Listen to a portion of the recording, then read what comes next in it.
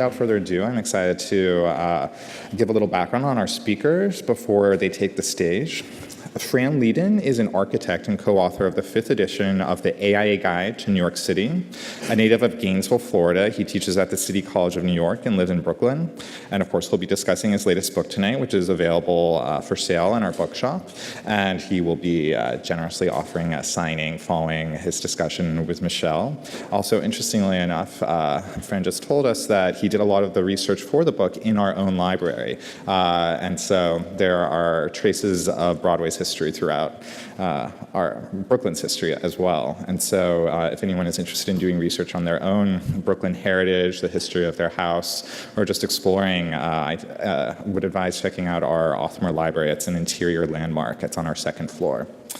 And then leading the conversation with Fran, we have Michelle Young, the founder of Untapped Cities. Are there any Untapped Cities insiders here this evening?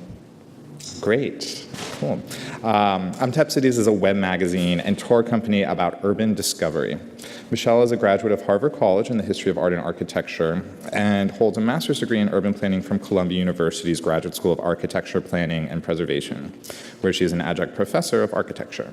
She is also a graduate of the Juilliard School of Music, pre-college division. She's the author of Secret Brooklyn, An Unusual Guide, New York Hidden Bars and Restaurants, and the Images of America edition about Broadway, also for sale in our bookshop tonight.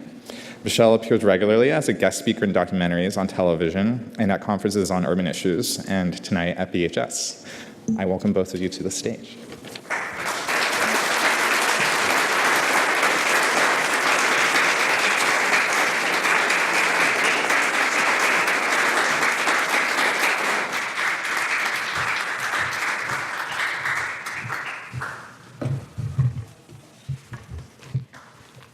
Thank you.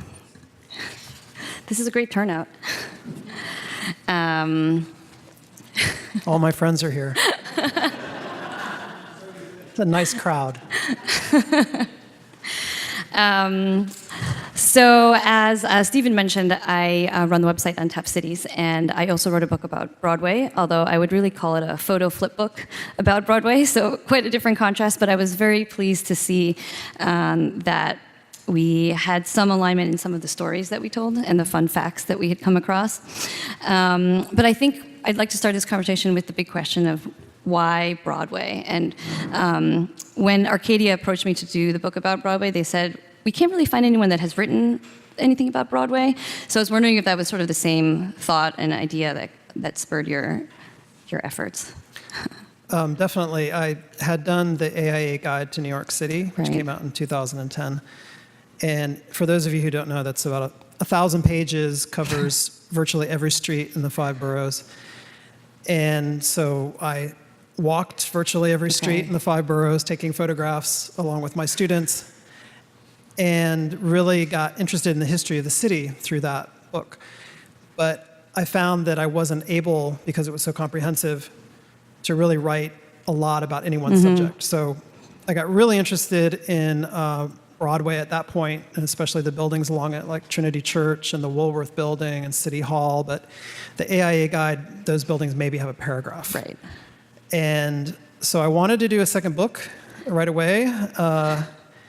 And I don't remember if it was my agent, Howard Morheim's suggestion, or if we came up with it together, but he said what might work is a book just about one street. Just pick one street and write about that. And I thought that was a great idea because it would be easier than the guide because it's just one street instead of thousands of them. But was it? Well, 8 years later. No, it wasn't because I thought the idea was that you could just take out a thin section of the city so it's less daunting. But of course, any street, including Broadway, crosses other streets. So then you have to talk about those. So I found myself researching Canal Street and 42nd Street and Dyckman Street. And then you have to figure out, so where do I call the line? How much do I do? And then I got interested in not only just the physical place, but what happened there. So I kind of met all these people. It sounds like you could go down a lot of rabbit holes. Yeah, a lot of rabbit holes. And so, yeah, ended up being actually pretty daunting. Yeah, but in a way, it seems that the story of Broadway that you tell really tells the story of New York as a whole. Right. So that was the idea, that I could best tell the history of the city by just focusing on one street. Right. And I chose Broadway because it was the obvious one, right? I mean, and to my surprise, not a lot had been written about it. Yeah. There was a book from 1911 called The Greatest Street in the World, and that's what I started with, and I read that in the summer of 2010, and it was incomprehensible. I don't know if have you read that book? No, or tried to read it? It's one of these like early 20th century histories that kind of assumes that, you have a certain command of American history, and so they just include people's last names. They don't even bother with the first names, and it was so confusing to read it. And then the other book was David Dunlap's book On Broadway from 1990, which is, I consider, a masterpiece. But that was mostly photography. So I really wanted to go beyond architecture and get into the story of how the street developed, and also all these weird people who have lived and worked there. So before we get to that, let's talk a little bit about the research. So you told me that your main research went from like 2010 to 16. Is that right? Something like that. Yeah. And what were some of the sources? It seemed from reading it that you used a lot of newspaper stories to get a lot of color for each time period. And I was kind of two minds about that, because newspapers are often inaccurate, and throughout history, right? throughout history, and this has nothing to do with fake news and all that stuff. But I was looking at early 19th century, mid 19th century newspapers, and there was just a lot of mistakes in newspapers because they were doing them quickly, and so I made a deal with myself, which is that for any given topic, I would try to find 3 old newspaper articles about the same thing, and kind of triangulate to make sure that it was more or less accurate. And that seemed to work pretty well.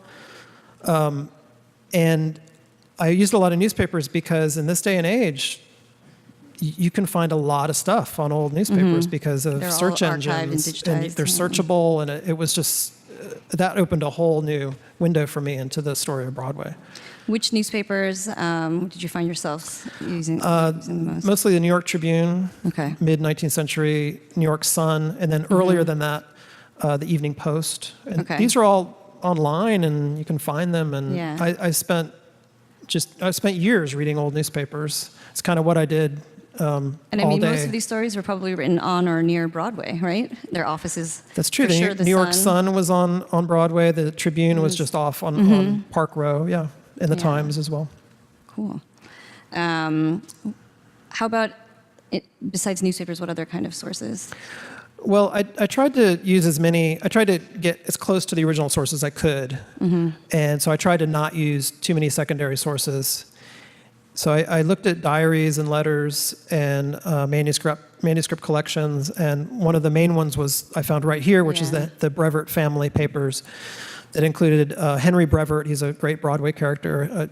Turns out the Brooklyn Historical Society has his last will and testament. They have all these letters that he wrote to his children, and that was a real breakthrough for me because I felt like he was a key figure, and I had to figure out what he was all about. And to my surprise, I found it in the Brooklyn Historical Society. And a lot of stuff in the New York Public Library, Manuscripts and Archives Division, New York Historical Society as well. Those were the main places. So let's chat about Brevard a bit. Okay. Because I feel like in the book you've also debunked several kind of long-standing theories and beliefs about Broadway, and he's one of them, right? Yeah, so I was of two minds about that because there are a lot of wonderful myths about Broadway. And I didn't want to just have this book just be just puncturing all these wonderful myths. But I was curious about them, like how were these stories, why were there so many variations of these stories? I thought it was interesting.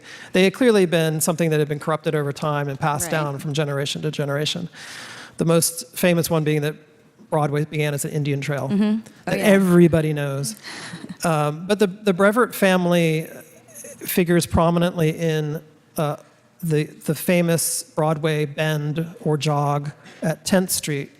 So if you're going north on Broadway at 10th Street, right in front of Grace Church, suddenly Broadway veers to true north. And there's nothing gradual about it. It's a very awkward kink in Broadway. And there's all these wonderful stories about it that I've been hearing for years, about drunk surveyors, about the commissioner's plan, surveyor John Randall Jr. Not wanting to destroy a favorite tavern that was in the way. And some of them are about Henry Brevard, who is cast as this Rip Van Winkle character, this Dutch farmer who stands up to development and forces the city to bend Broadway around his house. And in countless variations. A favorite tree that they didn't want to destroy. On and on and on. And I talked to people, and every single person I talked to had a different version of this story. It's fascinating. But I wanted to know who he really was and whether there was any truth to this. So through the Brevard family papers, I really found out who he really was. And it turns out he was a farmer, and he was of Dutch descent. And he did have a house there at Broadway and 11th Street. But he was not a country bumpkin the way he's portrayed. He was a very astute politician. He had served on the city's Common Council. He was very much a modern man. He was as interested in real estate development as anyone. And he didn't protest against Broadway being extended at 10th Street. He protested about the amount of money that he would get from the city for damages. And then he simultaneously was fighting to keep 11th Street from passing through his house. So there was kind of a bit of truth to that story, but as these things go, over time it got corrupted and turned around. I think he went down in history because of either a song or a poem that he's yeah, there was. I include one of the poems about him.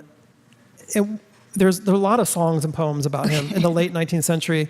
He lived to be very old. I think he died at 94 in the 1840s. And he was one of the last links of colonial New York. And he lived almost until the mid-19th century. But yeah, there was all these songs and poems about him. He was a real legendary figure. And I found out that his son was best friends with Washington Irving, which I thought was very suspicious because the way he's portrayed is uncannily like a Washington Irving character. One of my favorite myths about New York is the one about Grand Central, the hole in Grand Central. And in the same way, everything you read about it, it says that someone who was probably drunk or didn't bring his measuring tape, didn't measure the height of a rocket that was displayed. Actually, I don't know the story. What? Okay, so there's a Redstone rocket during the height of the space race.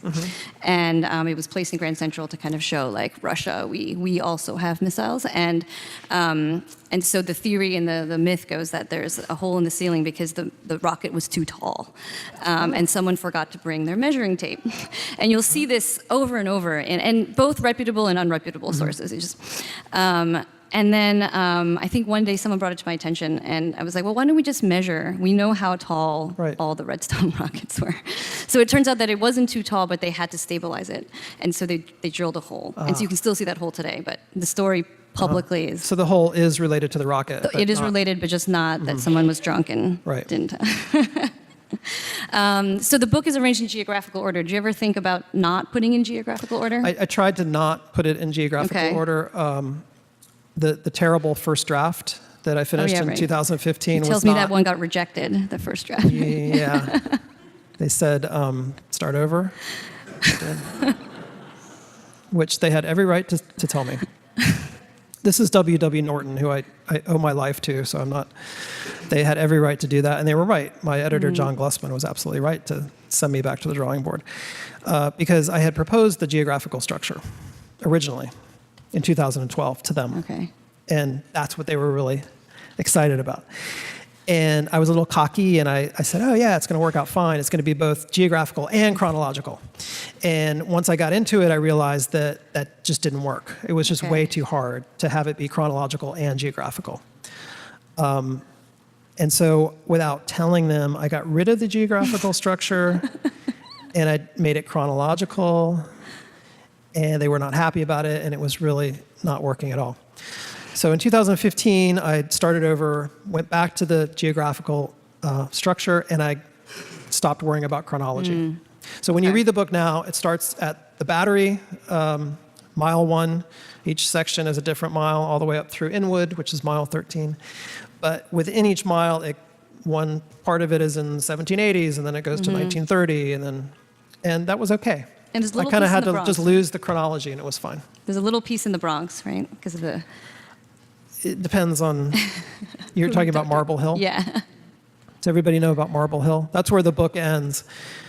Wow, it's hard to believe this ever happened, but Manhattan used to be a little bit over 13 miles long, and it ended with Marble Hill, so named because it was a marble quarry, and the Spuyten Duyvil Creek and the Harlem River wound its way around, and that was the barrier between the Bronx and Manhattan. Then they cut in the 1890s, they cut in the Harlem barge canal, ship canal, which turned Marble Hill into an island.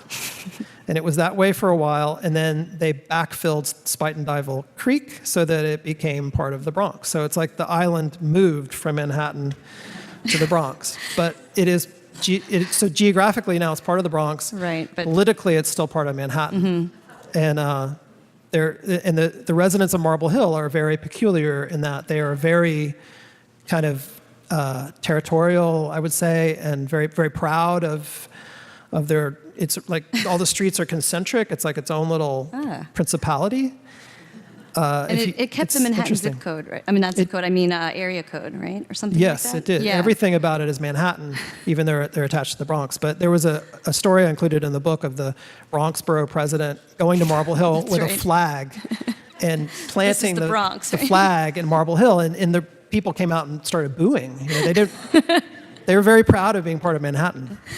So that's where the book ends. Right, and you mentioned that the last house on Broadway is there, right? So that it makes a good bookend to number 1 Broadway. Well, the last building is a Seatown grocery. So it starts with number 1 Broadway and it ends with whatever number 2, 3, on the 3, checkout 8, line, right? I mean, I think that's one of the many colorful stories that you tell, and I'd like to talk about one of the craziest things I think in the book. The early part of your book is full of color because all the characters were kind of larger than life. But there was this man named William Poole who apparently was shot in the heart and then survived. So maybe you could tell us a little bit about that. So William Poole, this is in 1854, I think, that he is murdered. And he was a boxer, a well-known boxer. And he was a politician. He was a Whig Party kind of, what would you call him, like a ward healer. He was like somebody who rounded up people to go vote, and he would run conventions and things like that in taverns. He was a kind of a political henchman.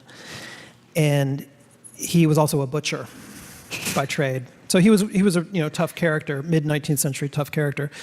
He was the movie Gangs of New York, which is incredibly inaccurate. So I can't watch it. It just drives me nuts. But I tried watching it. I was like, that wasn't there. That was over here. But there's a character in there played by Daniel Day, whatever, who's loosely based on William Poole. Anyway, so he had this. He was a nativist also. He was part of the whole Know Nothing movement, and so he hated Irish Catholics. And he got into this long-running feud with an Irish boxer by the name of Bill Morrissey, and so Poole and Morrissey both had their kind of flocks of acolytes that would follow them around. And it kind of came to a head in a bar on Broadway. And Poole got shot through the heart and walked home. Or so it said in the newspaper. Idea of the character. It's like testament. Yeah, and then he died 3 weeks later. Probably, an infection. But the bullet was in his heart.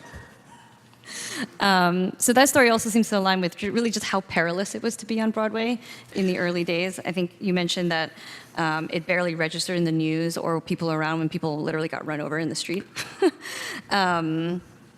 And I also love the idea that at the same time, like, footbridges were completely scoffed at. You mentioned the Lowe's footbridge. Also, like, in historical papers, is also mentioned as, like, Genin's footbridge.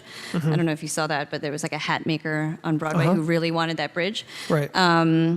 So I don't know. Like, can you give us some of the stories about the dangerous pedestrian transit situation? Well, there's quite a bit of violence in the book. It's so true. there's a lot about steel construction and surveying and things like that, and which I'm really interested in, passionate about even. And but I kind of felt like if someone's going to read this, they need a good murder every once in a while. So there's quite a few dicey events And lots of characters. fires, I felt. Lots of fires. I think like all of Barnum's museums went up in flames or something like that. They did, yeah. The Bowery Theater burned 4 times. I actually, since I finished the book, I keep finding really cool stuff that I could have put in it. I guess that's the way it's going to be. But just the other day, I found this letter that a tourist wrote, like early 19th century, where he was saying that in the evening, the thing was to go out and watch the fires, because there was always a fire every night. You could depend on it. So it was a thing for tourists to go, like, okay, and then we'll have dinner, and then we'll go watch whatever burns down tonight. And it seemed to be a recurring thing that there was just never enough water. Like whether it was a millionaire building, CKG Billings building his house that he thought would be fireproof, but just couldn't get the water up. It's like this real hubris about water in New York. They didn't have any. They built the Croton Aqueduct in the 1840s. They thought that would solve everything. Not only fires, but they thought that nobody would drink alcohol anymore, that would solve that whole problem. And they had hydrants, so they thought, well, we're not going to have fires anymore. But then there were other problems and other reasons why there were fires. If they're storing gunpowder in a warehouse right next to a wood shop, I mean, what do they think is going to happen? So water didn't really solve anything. Another favorite story is about the riots in Madison Square Park. So I won't give it away, but you can tell the story. We can give it away. I mean, that's one of my favorite episodes, and I think it's entertaining, but also I think it's interesting in light of our city today, where what it really came down to was who owns the parks. Yeah, it's a public space fight, right? And this is still relevant today. They put a fancy restaurant in Union Square, and people are not happy about it. What's public space and what's not? When I was working on the AIA guide, I went to Metrotech, to their nice little campus with trees and grass and stuff, just to photograph buildings, and I was told to stop. And I was, well, is this a public space or does it not? The age-old problem in New York. You're always being stopped from doing something. So in 1901, the city decided to let a concessionaire place nice, beautiful cane-back chairs in Madison Square and also in Central Park and some other parks too. And they put them in the shade, and this coincided with one of the worst heat waves the city has ever had. So a City College student, Abraham Cohen, was 18 years old, got there the next day and went and sat down in one of the chairs, and immediately an attendant came up with a uniform and tried to charge him a nickel. And he refused, and he was arrested and hauled before the magistrate, and this turned into this full-blown protest about not paying the nickels to sit in this guy's chairs.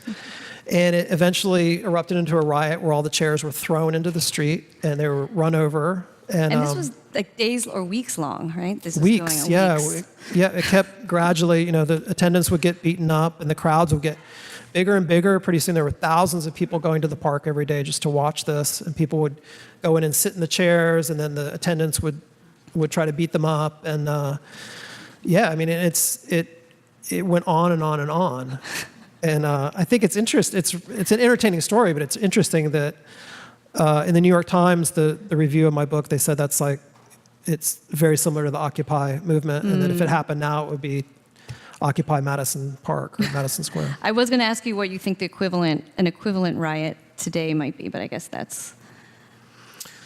Well, I don't know if riots really, I don't know.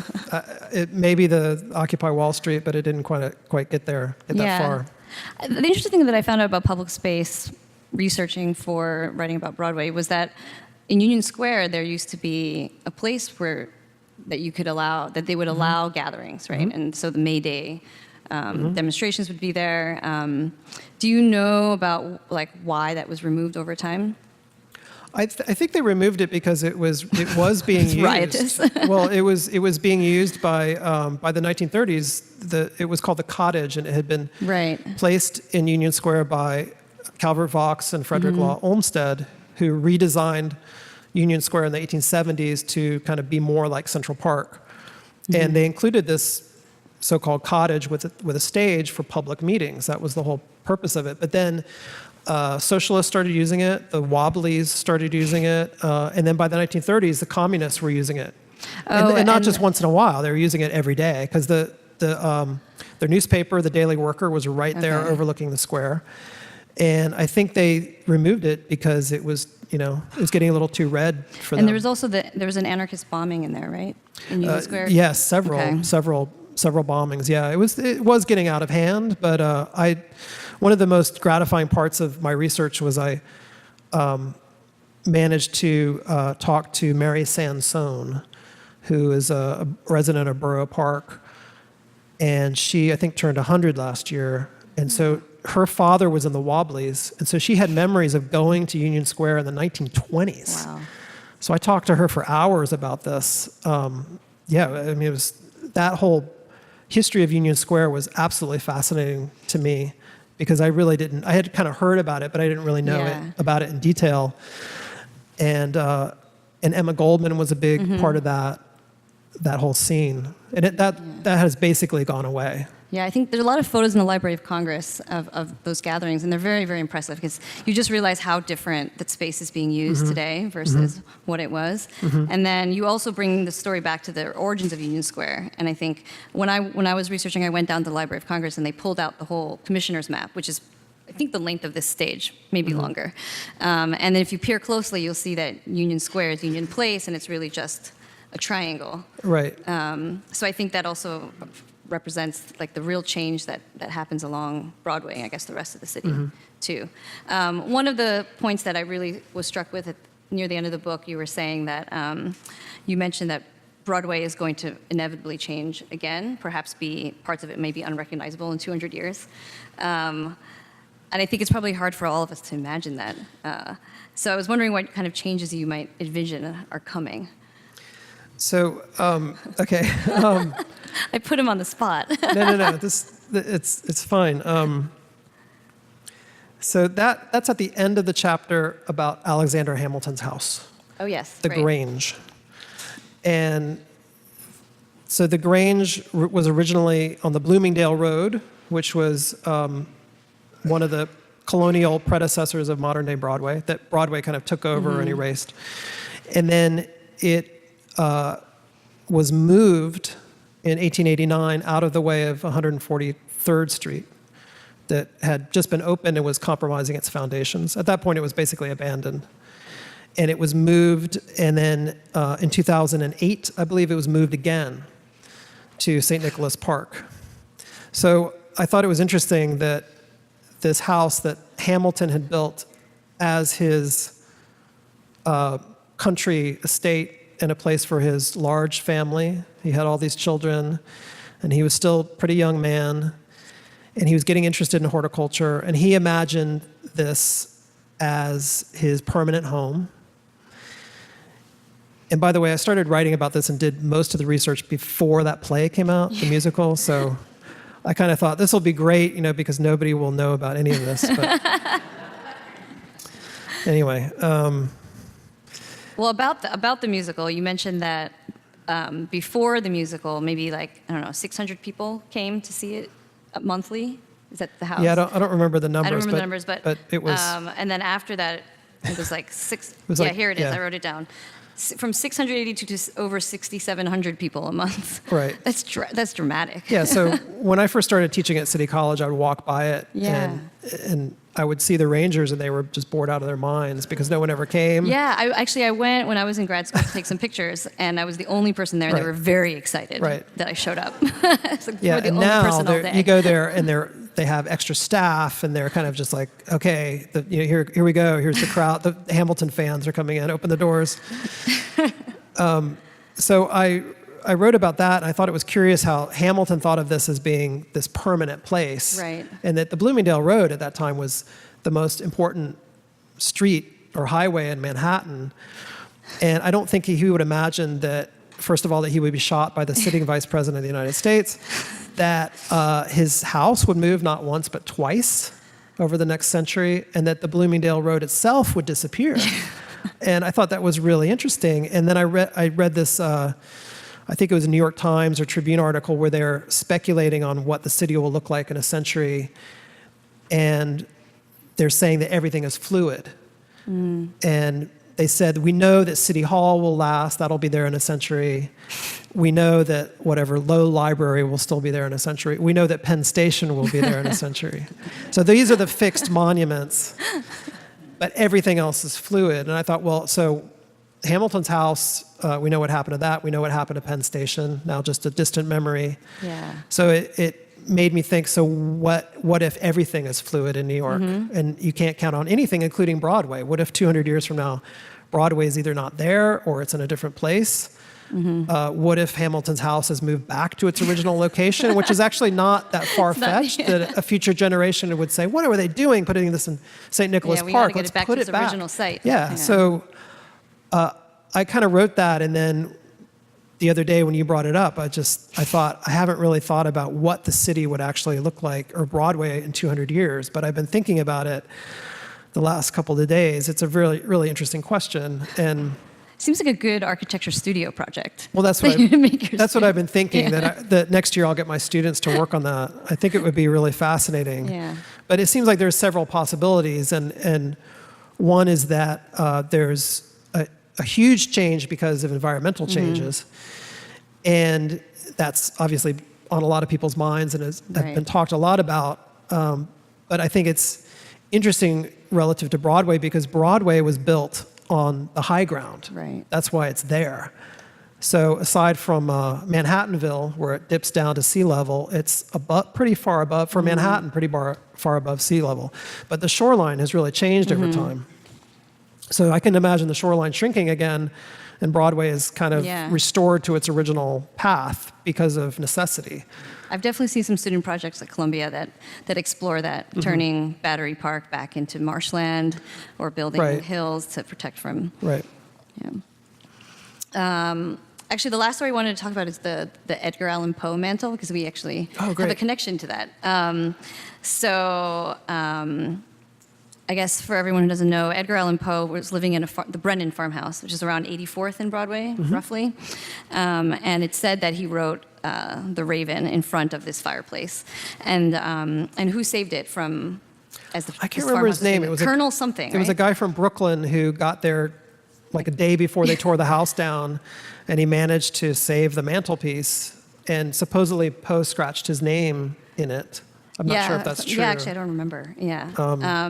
And then he said he's going to give it. He brought it to his own house and then bequeathed it to Columbia, under the stipulation that Columbia needed to display it for, future learning, etc. And so maybe around 2011 or 12, one of my writers said, "I'm going to go try to find this mantle." And so he was a Columbia grad, and he went poking around to all the libraries and buildings and said, I'm looking for this Edgar Allan Poe mantle, and everyone said, never heard of it. And so doggedly he kept going, and then he found a woman on the 6th floor of Butler Library, and she said, strangely, no one's ever asked me that before. And she brought him to another level above where it was filled with like old computers, and it was attached to the back wall of this 2-floor storage space. Wow. And so after this, we pitched the story to the Times. We said, I think you should do a story about it. And so because the Times got involved, Columbia then made a statement and said, we were planning to move it out all along to a very recognizable location. So now it's on a floor of Butler Library that you can see, and they have 2 nice sitting chairs. But I think that's just another example of things moving around, things getting lost, then things getting rediscovered. I don't know, what time is it? Where is Stephen? Should we start for questions, or do we have more time? Okay. So let's actually talk about the research you did to uncover the myth of the Indian Trail, because I think there was a lot of things that you read and went back to look at how this myth came to be. So the myth of Broadway is the Indian Trail. I didn't reach any conclusion. Okay. But Well, first of all, there were definitely Lenape Indians living all over Manhattan, and Manhattan And is very upstate, right? And yes, yeah, right, in Westchester, and on Long Island, and Manhattan is very long and skinny, especially at the southern and northern tips. And there were thousands of Lenape living and so they had to walk somewhere. So it only makes sense that they did have trails and that some of them would have gone north-south. And it's inevitable that at some point, at least in the northern and southern parts, it must have coincided, at least briefly, with modern-day Broadway. So that makes sense. But I looked at thousands of newspapers, and I read every major 19th century history of the city. And 19th century historians weren't messing around. Like Martha Lamb's history is 3 volumes, or each one is really thick. It covers practically every day in the life of the city. There's no mention of any Indian Trail. I didn't find any mention in any diaries, any newspapers in the 19th century about this idea. But suddenly in the 20th century, it's everywhere. And I thought that was suspicious. And there was an amateur historian named Reginald Pelham Bolton, who was from England, and he lived in Washington Heights, and he was the one who working with the Historical Society, uncovered all of these grave sites in northern Manhattan. He actually found, the Lenape graves and middens, the oyster discard heaps, and countless artifacts. And he would go to construction sites, and because he was an amateur, he didn't really have any money to do this, but he would go to these construction sites and he would ask permission to kind of look around before they destroyed everything. And he kind of did resurrect this knowledge of the Lenape culture in Manhattan that really had been unappreciated and forgotten. So, and he wrote all these books about it. And but he wrote this book called Indian Paths in the Metropolis. And it's kind of an outgrowth of his research and his archaeology. And he has all these kind of analytical maps of the city that are showing this network of Indian trails all over the island. Well, I looked through it, it's just pure conjecture. I mean, it's just kind of like he found a grave site here and an oyster midden there, therefore they must have walked from here to there, therefore I'm going to draw a red line on the map. I mean, and somehow, but that was a very well-received book. It got rave reviews, and suddenly I see Associated Press articles going all over the country. Broadway's an Indian trail. Bolton says Broadway's an Indian trail. The Great White Way is an Indian trail. And then it got picked up by other historians, very reputable historians. And then I.N.P. Stokes in the Iconography of Manhattan a few years later says it was undoubtedly an Indian trail. And he was so influential that I think it just became fixed. Like, this is definitely a fact. But I mean, there's no proof that it wasn't, but there's no proof that it was. And I think the more interesting question is that, so this is happening, Bolton is working in the 1920s. Imagine everything that's happening in New York in the 1920s. All the skyscrapers, and it's a time of growth and immigration. The city's really changing. A lot of the things I read about Broadway's an Indian Trail, also people would write about that, and then in the next line criticize all the immigrants coming over, the Italians, and that they were very nervous about the city changing, and it was somehow fixing part of the city as going all the way back to primordial times. It kind of, I think, was reassuring to a lot of people that it made New York something that seemed very fluid, something very permanent, that like, what if something is still there? Like, what if we didn't destroy everything? And what if that something is not just any place, but Broadway? What if Broadway is an Indian trail? I think it's a very reassuring story. Yeah, but.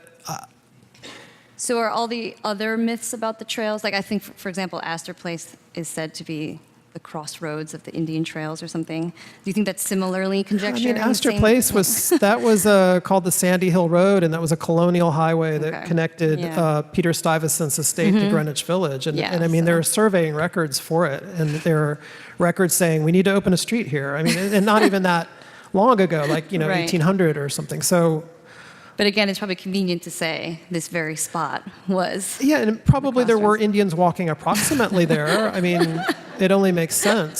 So,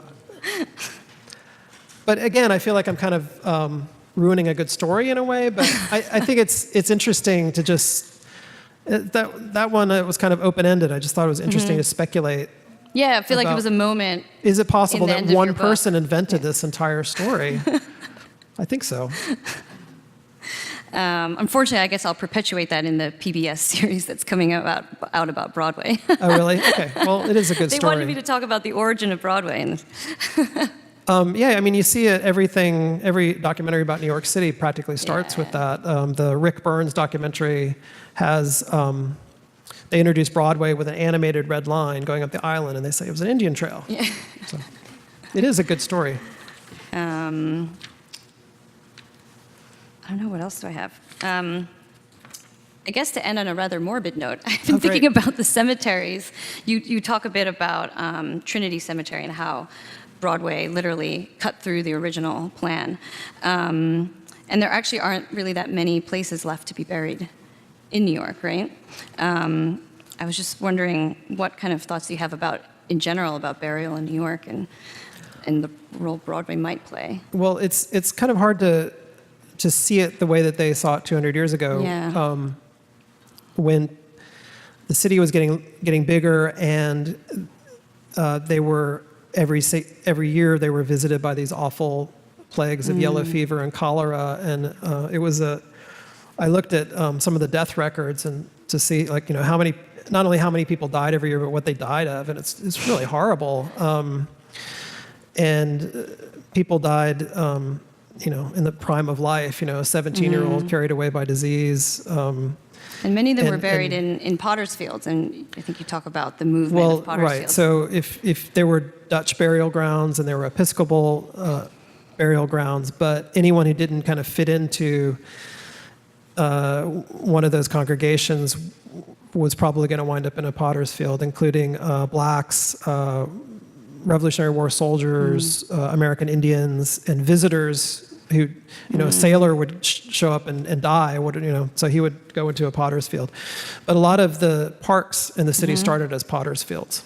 So Bryant Park started as a potter's field. Madison Square. Yeah.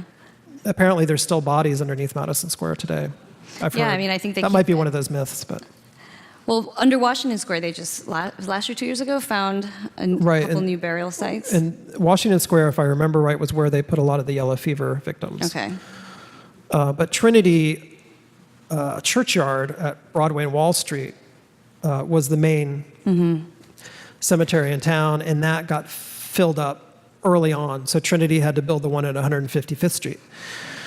And then Broadway, they built it far out of town so that they could have it in this nice piece of land overlooking the Hudson River, and then Broadway goes right through it and pierces it. So, and it's still that way today. But you can be buried up there, right? That's one of the last sites. I'm not sure. Okay. I don't know. I think it's there. Also, Old St. Pat's apparently has a new crypt you can buy for several million. I think 8 million or something. The thing I did not get to do as part of my research that I really still want to do is to crawl around underneath Trinity Church. Because they still have, even though that church is from the 1840s, the vaults underneath the church are much, much older. Will you And call me if you do? Okay. I've read accounts of people sort of spelunking down there, and it's amazing. So I really want to do that. All right, spelunking, you and I. Cool. I think I'd like to open it up to questions from the audience. I think Stephen is coming around with a microphone. If I told somebody I'm going to a lecture on Broadway, they'd say, "Oh, great, Times Square." Oh, yeah. How do you that's right. handle that? How do I handle Times Square? Broadway. Oh, meaning people- Broadway is Times Square in the minds of many, many people. Oh, definitely. You've probably gotten that question, right? I think When I had the book, two people were like, "Oh, you're talking about the theaters, Times Square." Right. So yeah, I mean, if you say Broadway, you think theater and Times Square and everything, right? So there's a lot of that in the book, and I talk about how Times Square developed. It was largely the collaboration, or really an argument between the Astors, William Waldorf and John Jacob Astor IV, and they had held on to the property that became Times Square and didn't want to develop it. And you can see in mid-19th century maps that the city is developing around it, and there's this blank space that became Times Square because they owned it all. And the theaters had been, it was really a confluence of transportation in the theaters, Times Square, and business. And the theater district had started around City Hall Park, and then like everything else, it was kind of forced to the north as business came in from the south and rents went up. And then the subway station opened at Times Square, and that area had been the main like wagon and carriage manufacturing district. But then theaters started opening there, and then the subway came, and then it was right between Grand Central and Penn Station, so all these people could come and go. And then, so that's why it kind of just, the theaters at that point then started spreading to the east and west and became this whole area.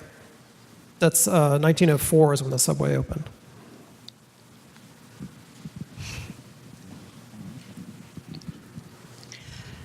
Did you find any of the original markers from when they were planning the grid?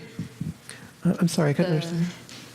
Did they find any of the original markers from when they were planning the grid? Yes, a lot of those have been found recently. Yeah, there's definitely one in Central Park. Yeah, there's at least, well, there's a bolt that they found in the middle of Central Park, and then they found some of more recently, the actual marble markers in the northern part of Central Park. And I found even earlier, some of the mile markers for the Bloomingdale Road, which was interesting. But there's very little of that stuff left because, of course, they just got replaced by buildings.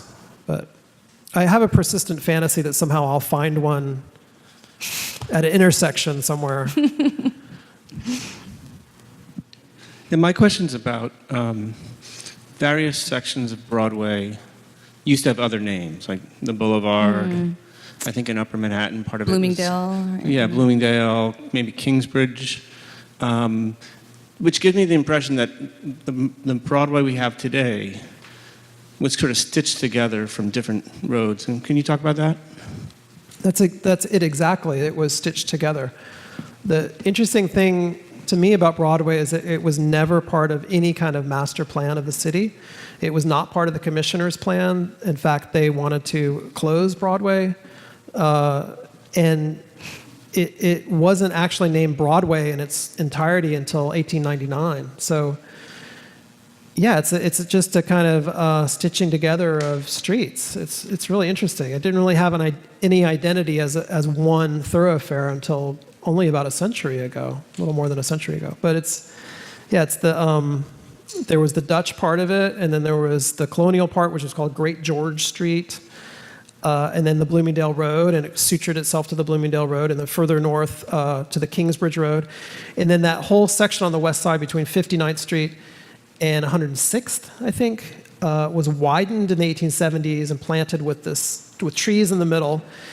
And that was the city trying to copy Paris. They were very conscious about trying to get these boulevards that Baron Haussmann was building at that time. So I think that's one of the most interesting things about it, is that the whole thing was kind of an accident in a way. Could you talk about how the origins of the ticker tape parades in Lower Broadway? Sure, that's one of my favorite topics. So I thought if I was to read a book about Broadway, what would be the first thing I'd want to read about when I open the book? And I thought it would be ticker tape parades. So I start the book with ticker tape parades, and it turns out that, like a lot of things on Broadway, it was a big accident. What happened was the Statue of Liberty was dedicated in 1886 with a parade down Broadway that ended at the Battery, and the most important people, elected officials and so on, then left the parade and got in boats and went out to the Statue of Liberty itself for the rest of the festivities. So the parade that was left, the part of the parade that was left behind, these people had nothing to do. So they milled around and dispersed, and a group of Columbia University students, City College students, and firemen went off by themselves and turned from Broadway onto Wall Street. And they made a lot of noise, and so people took ticker tape and started throwing it down as a prank. And for years afterwards, that's what ticker tape parades were. There would be a parade, and then people would throw ticker tape from offices as a prank. And I found editorials in the paper saying, this ticker tape raining down on our civic processions is destroying the city, and it was definitely not condoned for about another 20, 25 years. And then gradually, it became a thing, and I think by the time, I think it was Pershing or somebody is given a parade, by that time it's okay to throw ticker tape. And then it just became this thing, and it's astonishing how often they did this in the early 20th century. Oh yeah, they had ticker tape parades all the time. It was about every 4 or 5 weeks they would have a ticker tape parade, and everybody got one. Like the King of Sweden got one, and Gertrude Ederle, the first woman to swim the English Channel, got a parade, and then the second woman to swim the English Channel got her own parade. I think Admiral Byrd got 2. Yeah, and Amelia Earhart got 2. And now they just do it, once in a great while. But I went to a parade in 2008, and it was, I think, the most extraordinary thing I've just about ever participated in. I mean, there was like 2 million people there, and I was pressed up against the intersection of Broadway and Wall Street in this mass of people to the point where I couldn't raise my arms, which sounds terrifying, but it was just kind of, everybody was so happy. I've never been in a situation with so many people where it was so jubilant. It was really transcendent, and I'm sorry that they don't happen all the time, because it must have been great. What was the parade for in 08? That was the Giants. Okay.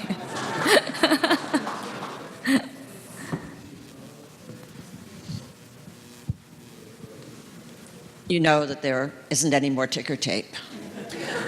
You're right. So when I went to the parade, okay. Sorry, babe. No, so I went to the parade in 2008, and it was clear that people were emptying their shredders. Okay, but then I was standing there, an entire ream of 8.5 by 11 paper almost hit me in the head. So they just throw paper out, and then I've also seen images in the 50s and 60s, and they were throwing out the computer punch cards. Yeah. So it's kind of gradually changed over the years. And meanwhile, the stock exchange is silent. I was just there last Thursday. It's very quiet on the floor. Yeah. No ticker tape for sure. Actually, I wanted to share an anecdote that you're probably familiar with. I belong to a church called the Broadway United Church of Christ. Mm-hmm. It was founded before the Civil War in Lower Manhattan on Broadway, moved up to 34th Street after World War, at the turn of the 20th century, and then moved on up Broadway to 55th Street. Very, very liberal, socially active church. So, hooray for Broadway. I was married in a United Church of Christ up in the Berkshires. Oh, cool. Very liberal, very great. There's one in the back.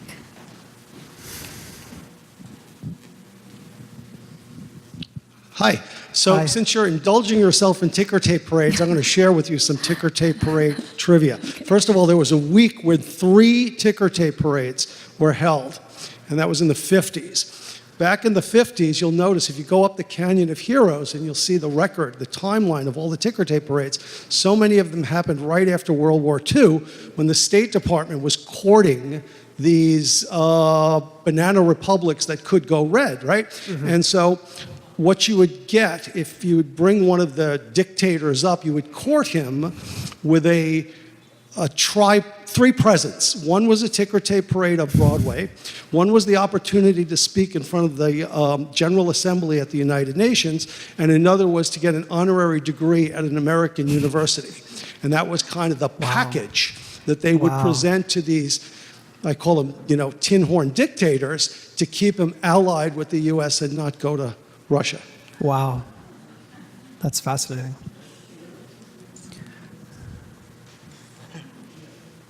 You should have introduced yourself. I'm sorry.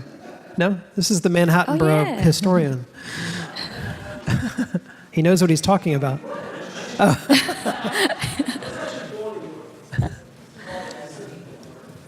Any last questions? All right. Oh, Do you know anything about a street character called Moondoggie? Moondoggie? No. No.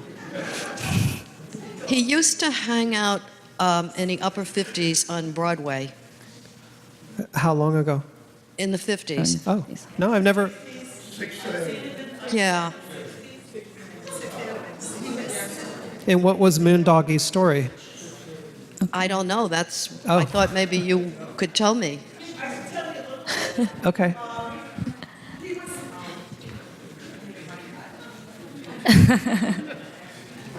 From what I remember, going to Carnegie Hall, I used to run into him whenever I went to a Pete Seeger concert on Carnegie Hall. And, see, that's why we open. And so he would stand like a statue next to a lighting pole. And no matter what the weather was, he'd be just like in a leather blanket or something. And he was, I read later that he had been a composer and a very supposedly brilliant composer, but he had mental health issues. And so he would just stand there, he was bearded. I mean, the assumption is he took a bath once a year, but he was actually a composer that a lot of musical people had a lot of respect for. He sounds a little bit like a latter-day version of a character that makes a brief appearance in my book, which was MacDonald Clark, who was the so-called mad poet of Broadway. And he was somebody who would walk up and down Broadway reciting poetry in the 1820s. Is he like it's like the subway poetry guy? Right, yeah.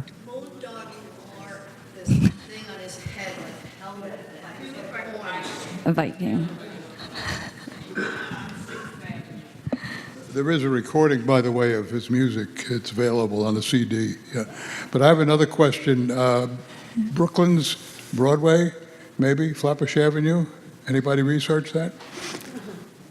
I don't know. I don't know. Interested? There is actually an article that published this week about the history of Flatbush on the website Urban Omnibus, which is run by the Architectural League.